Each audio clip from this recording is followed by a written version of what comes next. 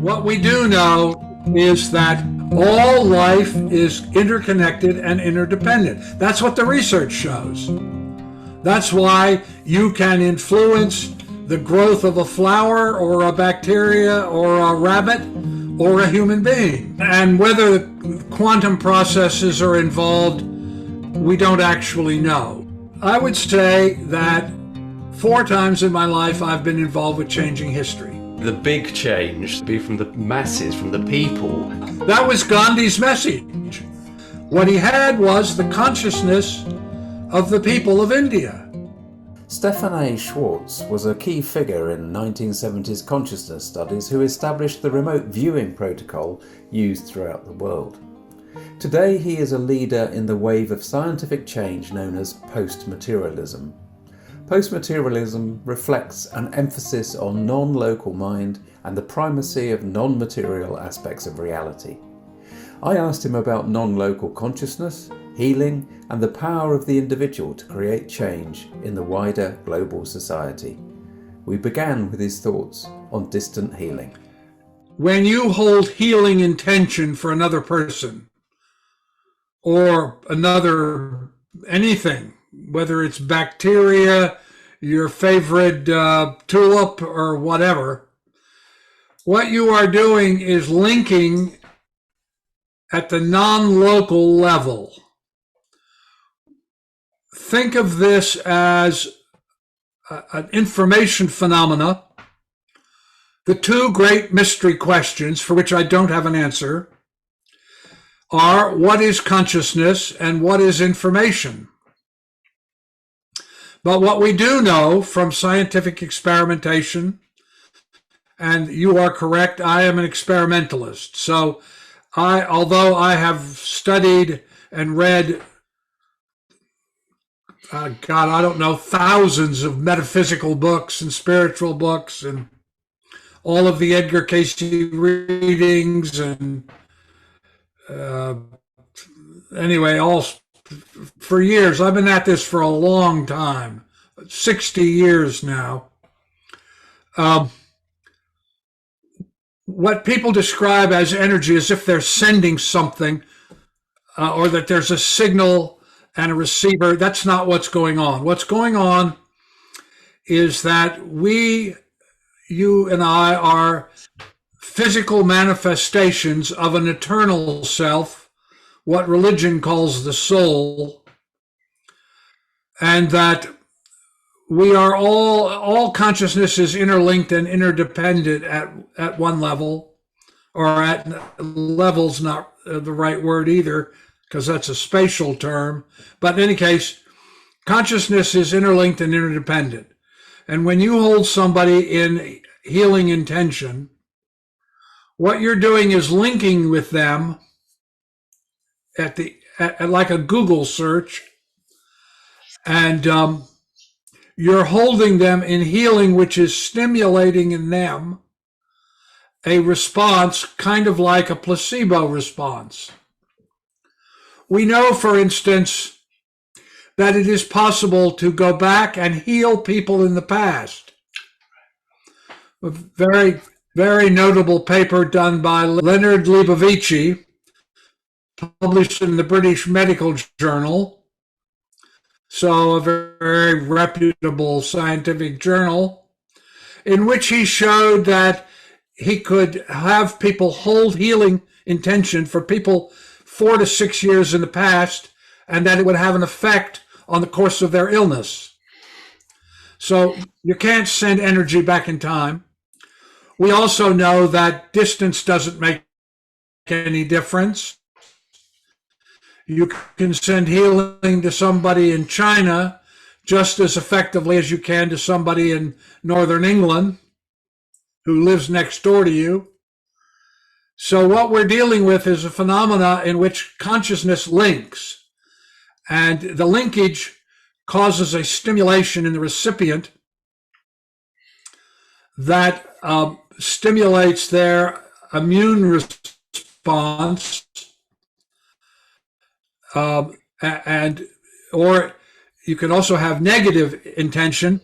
Studies have been done, for instance, Jean Barry in Paris back in the 60s, did a study in which he had people focus negative intention on petri dishes with bacteria in it, and it worked.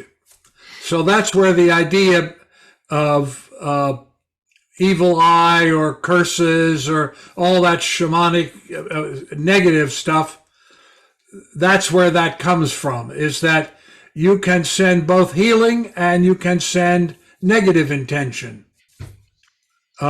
Because what's happening, as I say, is this informational aspect. And the people don't have to know that they're getting it. And as I say, you can send healing back into the past. Any living structure, however its complexity, can be affected by this intention. And this is the same. This is a variation of the acquisition of information through non-local perception, like remote viewing. So there are basically two kinds of phenomena.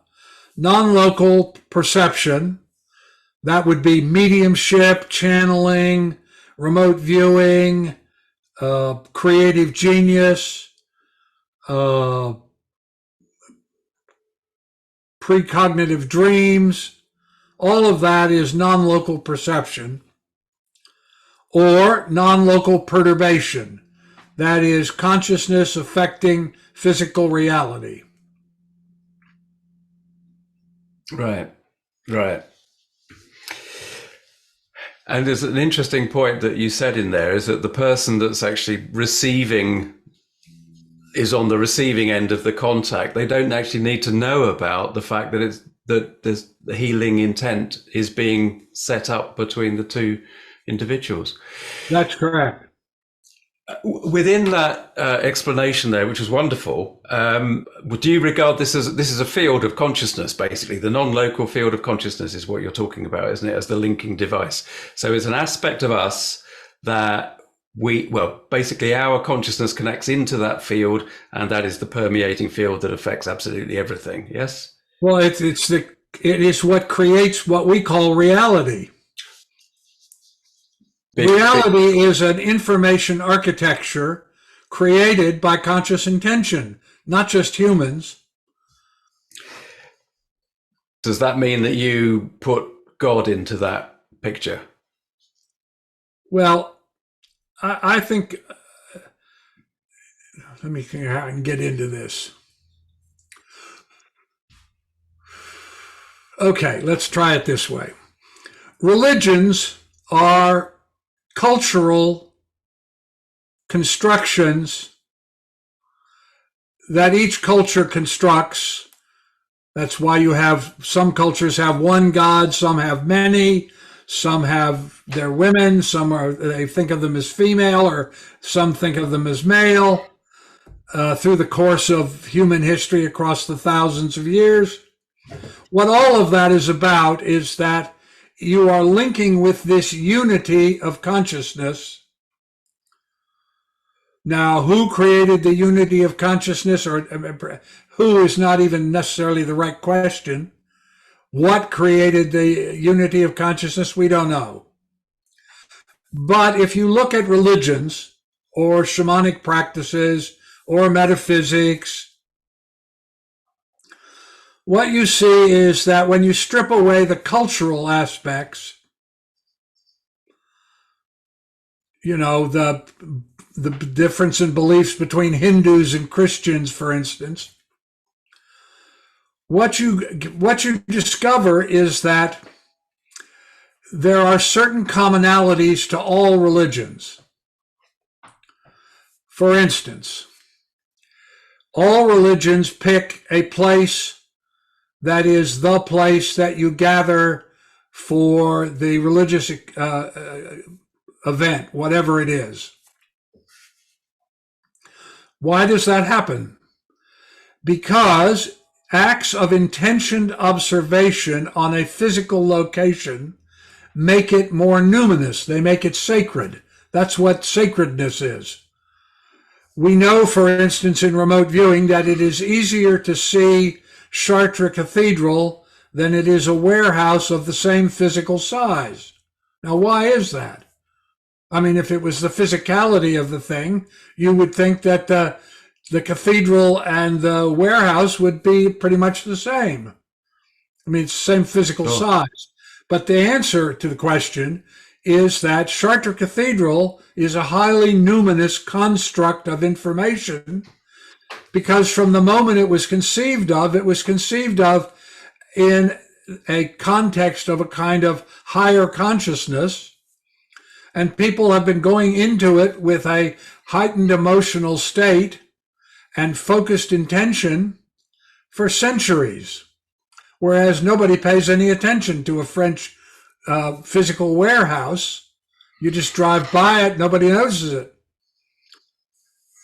The act of individual intentioned observation is what creates sacredness. That's why when you use mantras, for instance, in meditation, that people have been using for thousands of years, those are highly numinous statements. So the things that affect this non-local linkage are numinosity, a sort of heightened presence because of individual acts of observation, entropic process, which is a movement.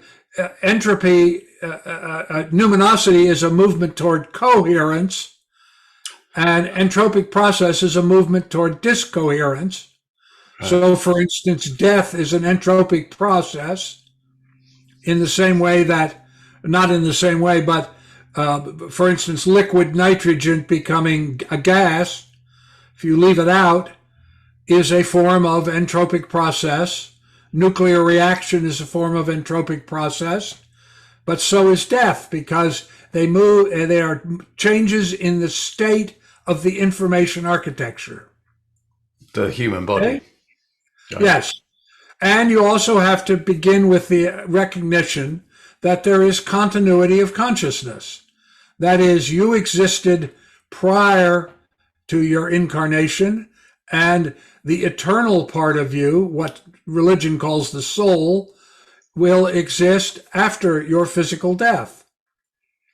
So there is continuity of consciousness because, as Max Planck told us in 1931, when the Observer newspaper interviewed him, they asked him, "What do you know?"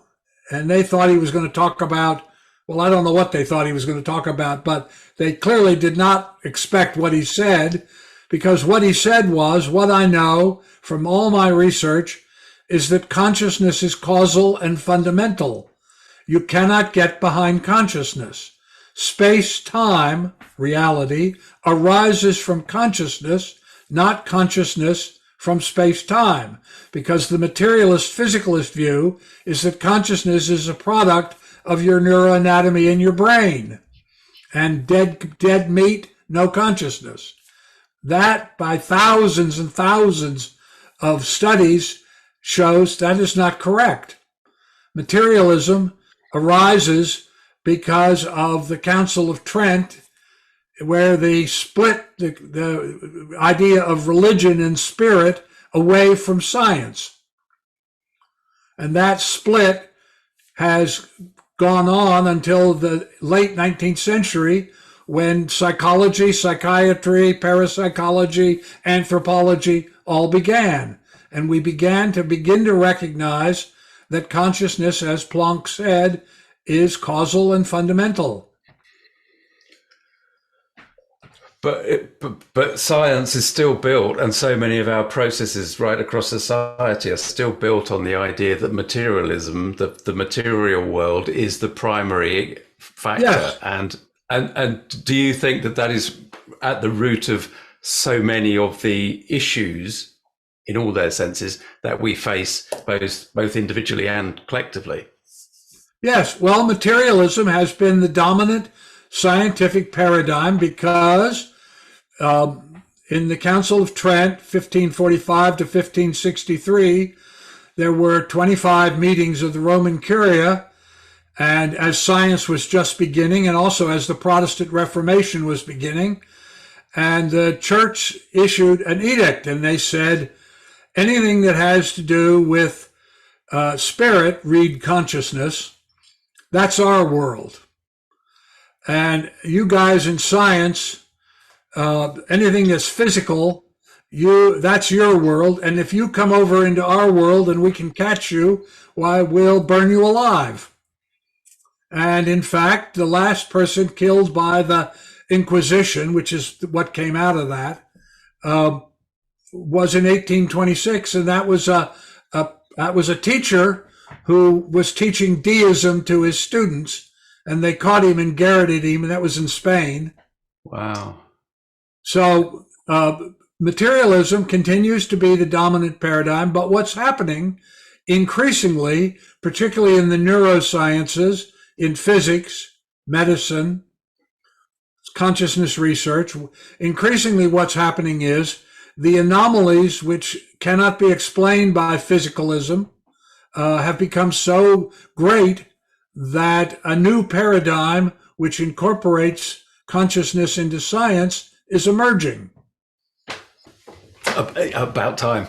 And a lot of that, it kind of feels as though the subjective comes into play when then dealing with science, but that's a contradiction in terms, isn't it? Because can you actually put subjective viewpoints into scientific, what is supposed to be objective? No. What I talk about is only objectively verifiable experimental data. I am not a philosopher. I am very familiar with philosophies. I am very familiar with shamanism. I've known many of the major players in that. I am an experimentalist. Everything I talk to you about can be validated by objectively verified information. But given that you come at everything from that viable and verifiable objective information, you still value individuals' subjective viewpoints onto all aspects of their reality. Yeah, of course, because what happens is that's why going back to Neanderthal, they believed in some kind of consciousness. We know this from the excavations of archaeological sites and the way they prepared their dead. So for all of basically as much of the entirety of Homo sapiens existence that we can track, and even before Homo sapien, people have experienced non-local consciousness. And religion is, think about religion. Every major religion, now I'm not talking about cults or that sort of thing, but every enduring major religion begins because one person has a non-local consciousness experience. Jesus goes to be baptized by John the Baptist. He awakens, he goes into the desert and meditates and becomes the being that we know. The Buddha goes to an ashram and is taught to meditate and becomes the person that we know him to be. Muhammad goes to the sacred cave of Hira. He has a non-local consciousness experience and becomes the teacher that we know him to be. So religions all begin because one person has a non-local consciousness experience, and they are sufficiently charismatic as people that when they talk about their experience, people listen, and then people begin to write it down, and then dogmas arrive, and people spend their lives, blah, blah, blah. But the key to the business is that we all have access to this non-local aspect of consciousness. And the key to getting contact with it is to attain and sustain intentioned, focused awareness. You will note in the story that I just told about the founding of religions that the key to the whole business was they learned how to meditate. because meditation allows you to attain and sustain intention-focused awareness. And when you do that, the sensorial input that dominates most of your conscious awareness retreats into the background, and you open to what in religion they call the still small voice, or whatever their local version. But this is opening to the non-local aspect of consciousness, because we are manifestations of an eternal self that periodically manifests a personality that incarnates. Yeah, yeah, yeah.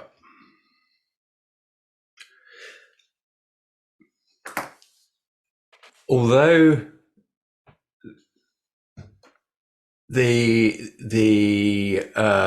connection to the non-local consciousness in that way of being able to affect, let's say, another person, we talk about, obviously it's magnified through meditation and through that process.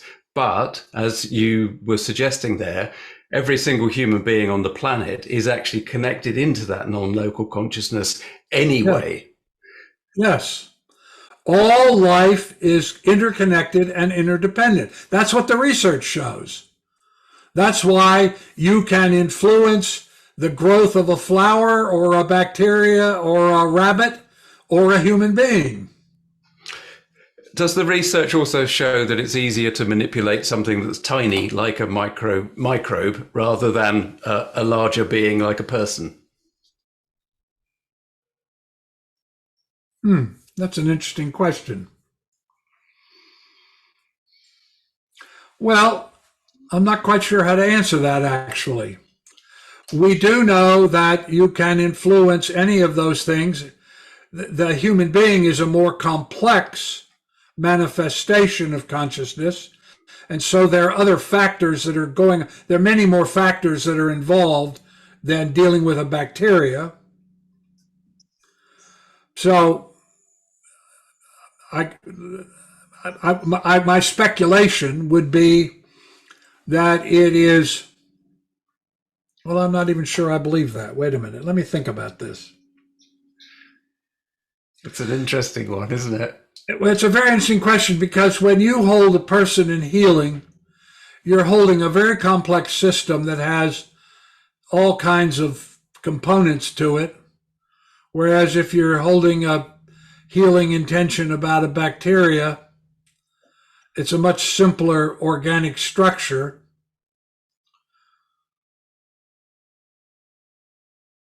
I don't know the answer to that question. My speculation would be that it's more complicated to hold a human in healing intention than it is a bacteria.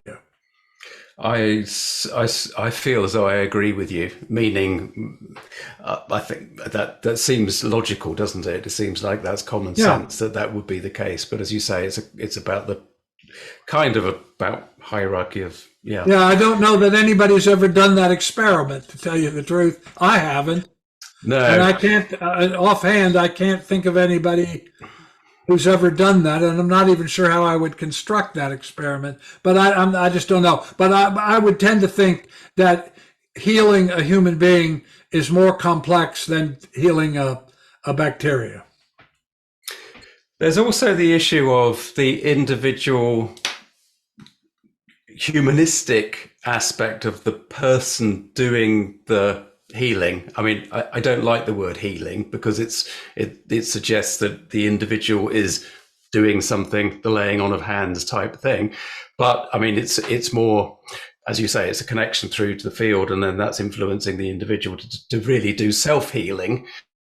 But the issue that I'm kind of, in a very long-winded way, trying to get around to, is that the individuals, such as I, for example, I've got perceptive biases. I have, moral standpoints. I have qualitative judgments about what's right, what's wrong. That's actually quite a tricky, dangerous technique if we're not morally sound? If that sounds like a very strange way of saying it. Well, that, as I said, the intention can be positive or negative. And in fact, let me take it a little further. We know from research, for instance, at Van Rensselaer Polytech Institute, that whenever 10% of a cohort change their consciousness, the whole cohort has to adjust to that change. And I'll give you some specific examples. When you were a boy and you went to somebody's house, they probably had on the coffee table in the living room an ashtray and maybe a pack of cigarettes. You never see that anymore. Now, why would that be true? I mean, the prime minister didn't get on television and say, I don't want anybody to smoke anymore. The president of the United States didn't get on television and tell people, I don't want any Americans to be smoking anymore, or anybody else, whatever leader you like. So what happened? And the answer is, enough people became aware of the medical information that they made a decision that we won't do that. And so you never see the ashtray and the pack of cigarettes and that lighter that your mother told you not to fool with. That 10%, that figure of 10%, only 10%. I mean, that's tiny. Is that related to the 100 Monkeys story? The 100 Monkeys. Yeah. Right. Well, it's that. Did he fully? I can't. I'm trying to think of who put that. I can't remember. I can't remember either. I can't remember. I knew him. I can't. Lyle Watson. Of course. But yes, I think that's an attempt to try to grapple with that, because we know. I mean, there are many examples of this. I mean, to give you another one. Just before Gandhi was assassinated, a reporter from the Times of India went up to see him at the ashram, and he said to Gandhi, my editor just wants me to ask you one question. He said, what's the question? He said, the question is, how did you force the British to leave India and give them independence?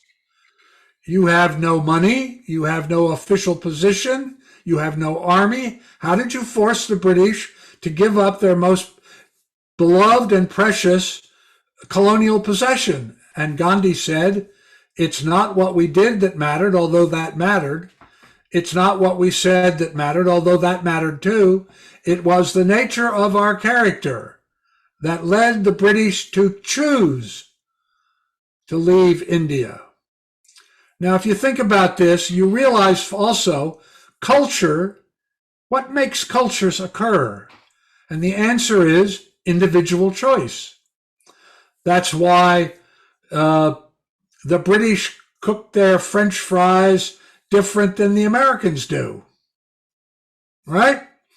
It's a choice that's made at the individual level. And so this is why nonviolent social change works.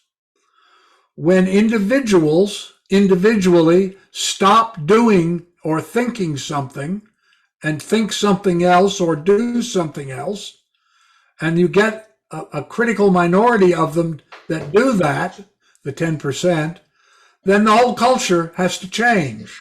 For instance, in the United States, you used to hear the word colored or Negro. You never hear those words anymore. I mean, the NAACP still exists, but they don't ever use the word Negro or colored anymore. Why not? And the answer is because enough individuals came to see those words as negative in connotation, and they stopped saying them. We started saying black. When I was a boy, you never heard black.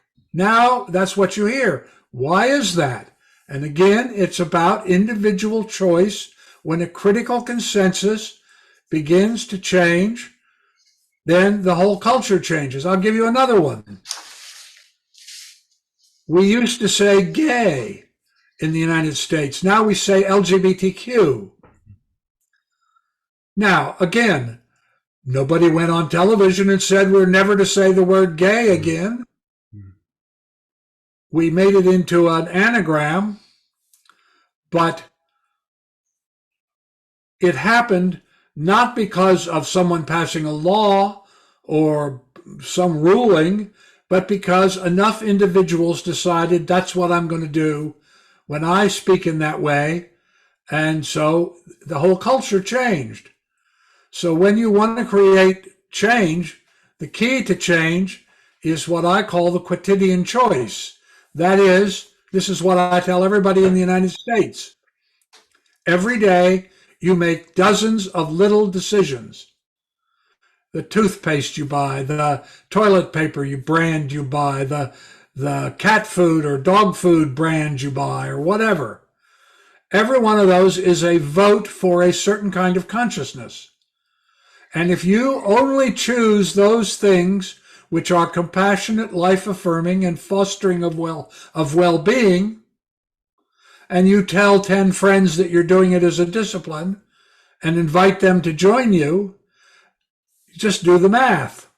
You can get to the 10% quite quickly. The people that are listening to your podcast, if they will make the commitment that everything that they do, every choice that they make, every purchase that they make is compassionate, life-affirming, and fostering of well-being, is the best option as they understand it at that moment, and that they're going to do this as a discipline, and they're going to tell 10 friends and invite them to do it, the people that are listening to your podcast can change the course of British history. You do talk very passionately about the power of the individual in exactly that way. I mean, and that's it. I'd never heard that phrase "quotidian choices" before. I made it up. Did you? Really? Well, I didn't make up. Quotidian just means mundane, ordinary, pedestrian, and I deliberately chose it. Yes, I made the term up. I made it up because. And I chose quotidian because it's a word most people don't know. And so when they heard it, they would say, huh? What does that mean? Right. Yeah. It's brilliant. But the essence of that is that joining, as you say, joining together, making decisions, understanding that you have a choice in so many very, very small ways during the day is exactly what you just said. But actually it can build that wave of change just by allowing yourself to be part of the community, part of humanity, sharing your simple choices. Yes. Another way to put it would be choosing love in those decision-making points. Exactly. I mean, okay, choose love. But then we get back to sounding like the sort of 1960s hippie sort of. Exactly. Precisely. That's why I didn't do that. Compassionate, life-affirming, fostering of well-being. If I buy and of course it requires you to do a little actual work, because you have to find out, is the company that I'm buying this cat food from, do they pay their workers well? Are they an honorable place to work? Do they make corporate decisions which support well-being? Because if they don't, I'm not going to buy that food. I'm going to buy the cat food that's made by a company that does those things. And again, presumably all of those sort of choices, that sort of positive slant to those small choices can be right across the board. I mean, we're not just talking about things that we buy. We're talking about the way that you react to every stranger that you meet. Yes. You yourself have, over the decades, achieved some quite remarkable humanitarian, I suppose they are, humanitarian achievements. Do you want to tell us a little bit about some of your history of work, what you've done, what you've achieved? Well, don't look like that. All right, let me think about it. Well, okay. I would say that 4 times in my life, I've been involved with changing history. Yeah. Beginning as from 9 years old, I had very strong feelings that all people should be treated regardless of their race or religion, not on the basis of race or religion, but on the basis of their character. So the civil rights movement, I was involved with that, just as a young person, a demonstrator. Then that was in the 1950s and 60s. Then in the 1970s, I was part of a very small group, just a handful of people, who transformed the American military from an elitist conscription organization into an all-volunteer meritocracy that was racially and gender neutral. And that's the 70s. In the 80s, I became involved with what came to be called citizen diplomacy, which was to try to help eliminate the Cold War and to help the Soviet Union basically it didn't work, unfortunately, become a democracy. That one wasn't very successful. And through all of this, from 1964 on, I have been involved in consciousness research and have made a certain number of what people consider significant contributions. One of the people who created remote viewing, for instance. But also, for the last, I'd say 30 years, because of my interest in consciousness, I began to look at what does consciousness have to do with the creation of culture and political systems, and how can individuals and small groups change the course of history so that it fosters well-being. Because what matters to me is not politics or religion or any of those things. What matters to me is, does this foster well-being for everyone, from the littlest being to the most advanced? So from the bacteria to the humans to the birds to whatever. And I have been focused. I do a daily web publication called schwartzreport.net. I do a monthly column in a journal called Explore, and I do a weekly podcast, Schwartz Report. And in all of them, what I'm focused on is, how do you create and foster compassionate, life-affirming well-being? Because that's the only way we're going to get through climate change. Given that non-local consciousness is intimately connected with absolutely everything, we are connected to everything through it, we can be said to be a part of it, we can therefore be said to be an integral part of climate change on many, many different layers. Where do you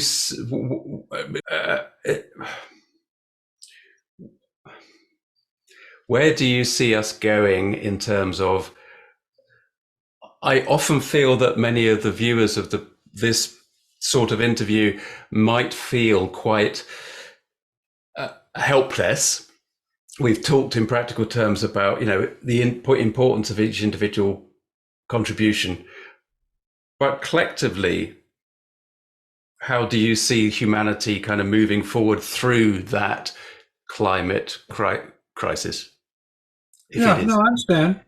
Well, for one thing, we need to stop using the internal combustion engine. We need to exit the carbon era of energy. So anywhere you can make a contribution to that, however small the contribution, it doesn't matter. That's not the point. The point is, are you doing the thing which helps us exit the carbon era at whatever level you can do it? That's one thing. Another thing, we need to focus on water, because literally billions of people are going to be affected because there's either too much water or there's not enough water.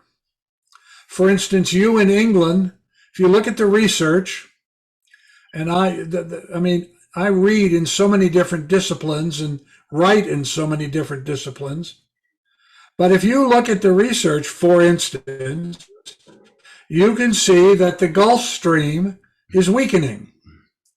And if the Gulf Stream weakens, it's going to radically change the environment of Great Britain.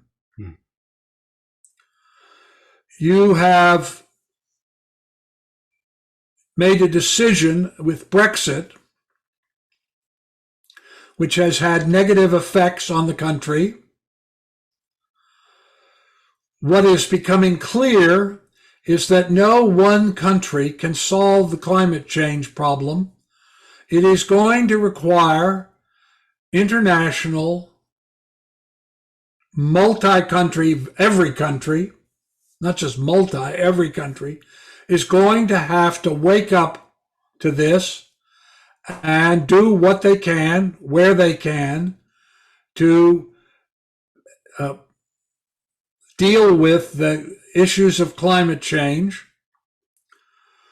I just read a paper this morning about the number of billions of people who are going to be displaced either because of temperature rises, where the temperature becomes so high that you can't really sustain a culture there, or because they either have too much water. You look at a country like Pakistan or Bangladesh, for instance, nor the United States. I mean, we're going to see about half of Florida is going to disappear underwater. The North Carolina Outer Banks are going to disappear underwater. Cities like Virginia Beach and Norfolk are going to be severely impacted. I'm not as familiar with what happens in Great Britain, but I am sure that if I took a while and did the research, that there are parts of Great Britain, probably down toward the south, that are going to be severely impacted by climate change. And so the question is, if we don't make changes to prepare for this, we're going to cause an enormous amount of misery and death. And the choice is ours. It's set before us. Every day you make this choice. Are you fostering well-being, or are you just fostering greed? And the principal problem in the United States, which is literally tearing the United States apart, we are becoming a nation which has two countries within its borders. The Republicans and the Democrats are the red states and the blue states. And the choices that these various states are making is splitting the country in two. So very significant differences are occurring in the United States. We rank 69th in the world in terms of health care because we cannot, because of corporate lobbying, we cannot get to a point where we create single-payer, universal birthright health care, which is what most of the rest of, and yet we pay more than twice as much per capita for health care than any other country. So we have terrible health care, and it's incredibly expensive. We need to make choices about that. And unfortunately, our Congress is not capable at the moment of making those choices. So, and you in Great Britain, because of choices that were made earlier, Brexit being the main one, you're facing also similar kinds of problems. And there's also the immigration problem of people. And we think immigration today is a problem. Imagine that, the last projection I saw was that there would probably be by 2050, 350 million migrants, either internally or from other countries moving in. How are we going to deal with that? I spoke at a medical conference and I said to these doctors, you guys that come from small cities, if 11% of the population have diabetes, if 5,000 people suddenly moved into your city because it was too hot in the state next to them, how would you treat those people? Where would you get all the insulin? Where would those people go to the bathroom? Where would they sleep? Where would the children go? How would you feed them? And they came up to me afterwards and said, we've never thought of that. Doesn't this really require an absolutely fundamental paradigm shift in the way that we perceive ourselves? It does. It does. We have got to recognize that all consciousness is interconnected and interdependent, and that when we, for instance, pollute the ocean with microplastics and destroy the ecosystem or destroy the reefs, for instance, the coral reefs, and we break down the ecosystem, we're not going to get away free on that. It's going to have an enormous impact on us. So we need to begin to think, and our governments need to think about how do we foster well-being. And instead, what we're thinking about is how to be profitable. Well, yeah, I mean, so that really raises the question that actually it's one of those classic things that, you know, filters through and you hear it. Well, it was in the prophecies of the ancient people that actually the big change that is required in the sort of way that we're talking about actually will come from the bottom up. It'd be from the masses, from the people demanding that governments actually change because they're not going to do anything about it. But the people, well, that was Gandhi's message. How did you do it? You had no army, you had no money, you had no official position. What he had was the consciousness of the people of India. So although your message of we'd better wake up bloody soon or else we're stuffed is a real message and it's a real possibility, but there are those, I'm going to use the horrible expression, there are those green shoots of change that are emerging there. This change in attitude, there is evidence of that change in attitude, and it's through people like you doing this sort of interview that those shoots and that wave of change is being developed and is growing, isn't it? Of course. Why do you think I do these interviews? That's Exactly. I have a grandson. He's 11 years old. I think about what is his life going to be like when he's my age, or forget that, when he's 35 years old and a new father, for instance. What kind of world is he going to live in? I mean, if we're not fostering well-being and not encouraging people to make those choices, what the hell are we doing? Yes, right. And actually, it's the passion of some people like you that actually urge the others of us to get up off our bums and get on with it. We will pull that right to a close. Thank you very much. My pleasure. Won't take that on again, but that was superb. Thank you. You answered so many questions that I had, and you actually answered them before I even asked them, which was lovely. So thank you. My pleasure. Speak to you again sometime, I hope. Take care now. Thank you. Happy to be of service, and if I can do something for you again, just let me know. Thank you. Take care. Cheers. Bye-bye. Okay?